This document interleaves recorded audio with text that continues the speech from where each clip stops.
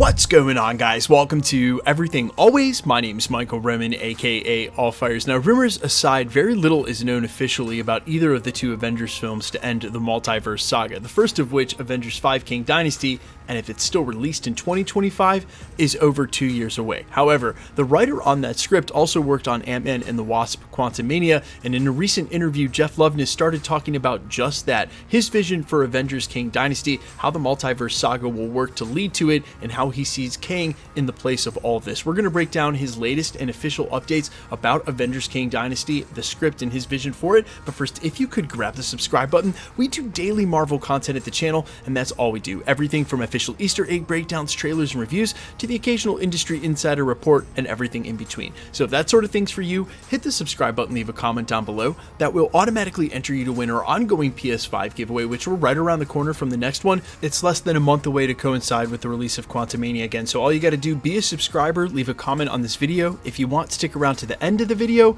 We'll get into all the giveaway stuff again there. So this update came in an article from GamesRadar.com in their SFX magazine under the headline, Ant-Man and the Wasp: Quantumania writer says Kang the Conqueror is a top-tier A-list Avengers villain. They go on to write, Jonathan Majors' villain had a brief introduction in Loki as He Who Remains, but according to the movie creators, we'll be seeing a very different side of him this time around. But just how do you follow Thanos? Quote, to me, it's all about the humanity, says screenwriter Jeff Loveness in an upcoming edition of SFX magazine.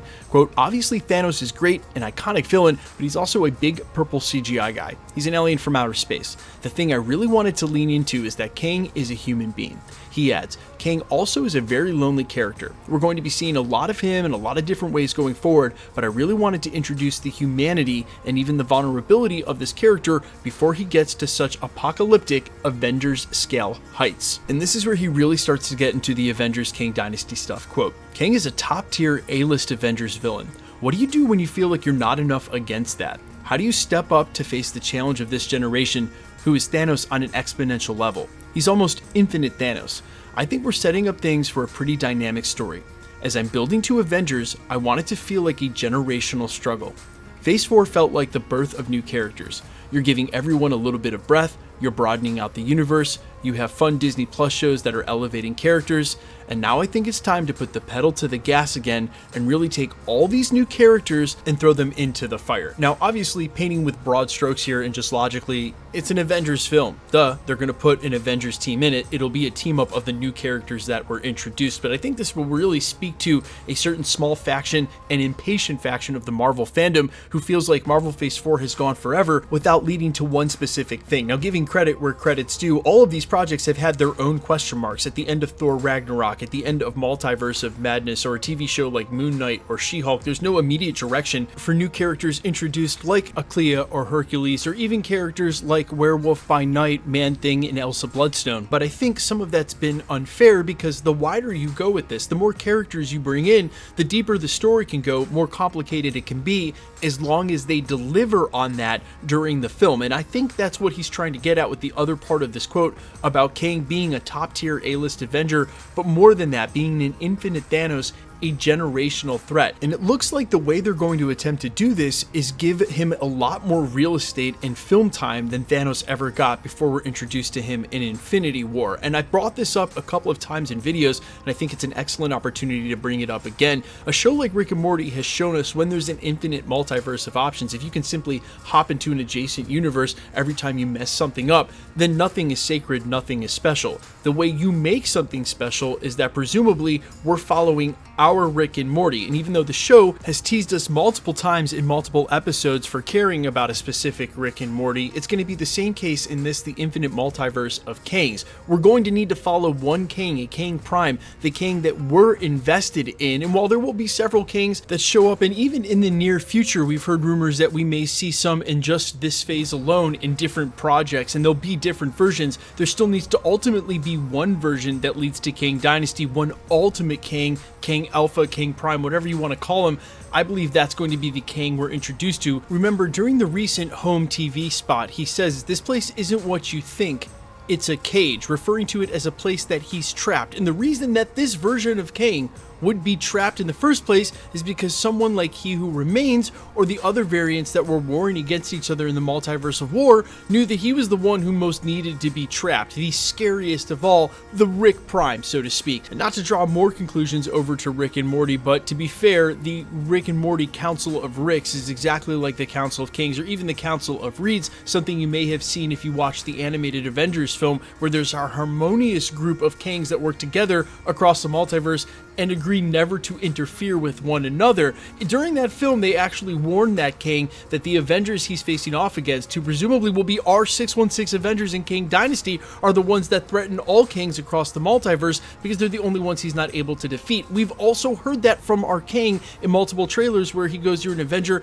have I killed you before?" Presumably, Kang's been killing Avengers and for quite some time. The important thing to remember here is that circles represent time. They have for quite some time in the MCU, pun totally intended, and they definitely did at the end of all time when Loki finally finds the tower in He Who Remains. Because time is a circle, you can't think of it as a linear progression, or rather, even when He Who Remains is describing what happened, he says a long time ago in the 31st century, which technically should be the future. Keep that in mind as we go into this, because what I think will ultimately be revealed in sort of a Matrix style twist, and just another theory I've had for quite some time, is that it'll be revealed that this has already happened. Everything that we're going to be seeing with the Avengers playing out, fighting against Kang once again, getting trapped in the quantum realm, getting released, it's all played out again and again and again. And it looks like from some of the trailer footage that we've got that they're going to experiment with actual ideas from quantum physics, the multiverse, and how that would play out in actual real physics on screen and in the timeline, which for me, I think as we get closer to this film, one of my earliest theories may end up becoming true, in that the original rules set for time travel during Avengers Endgame and Infinity War will be changed going forward, because as you have a villain that's based on a circular story, in the same way we saw with the Matrix, the idea is ultimately breaking that circle and making a multiverse that goes forward with free will and a real timeline that is not a circle that isn't ultimately bound to repeat itself. But I think we're getting ahead of ourselves, because as I said at the beginning of this, we're still 2 years away from Kang Dynasty, and regardless of where the scripts are on both of those Avengers films, they're not finished yet, subject to a million changes and rewrites, and then even reshoots past that. So guys, let me know all your thoughts down below, what you think about Kang, how they're building this out, and what you really want to see from a new Avengers team when that's finally created. There are rumors that other small Avengers teams like the West Coast Avengers or Young Avengers could show up between now and then in the MCU. I think that's real likely, and more on that in future videos. Quickly, let's get into the giveaway stuff before I let you go. Alright, we're still giving away a PlayStation 5. It'll coincide with the release of Ant-Man and the Wasp: Quantumania. If you want to be entered to win, all the same rules will always apply. All you got to do, hit the subscribe button and leave a comment down below, because it's truly random. The more videos you comment on, the better chance you have of winning. The best way to keep up with the content has always been to hit the notification bell with all notifications turned on, and as always, if you liked today's video, I'd appreciate it if you'd hit the like button. Make sure to remember that all winners are always announced during the video live with my voice in the comments on screen. No YouTuber will ever ask you to pay for shipping, and it's the same with me. We don't charge winners for shipping. If you see comments telling you that you've won, or to contact you on a third-party app like Telegram or WhatsApp, please report those comments, my channel, any other channel. There are scammers everywhere these days. Just go ahead and delete those comments. The system will go ahead and delete their accounts. My name's Michael Roman. You can find me in a couple of places, Instagram and Twitter at I'mFires. You can also find me on Spotify, YouTube, Amazon, Apple, iTunes under the name Allfires. And while I sincerely appreciate you checking my music out, thanks for checking this channel out. Stick around. We'll be posting again real soon.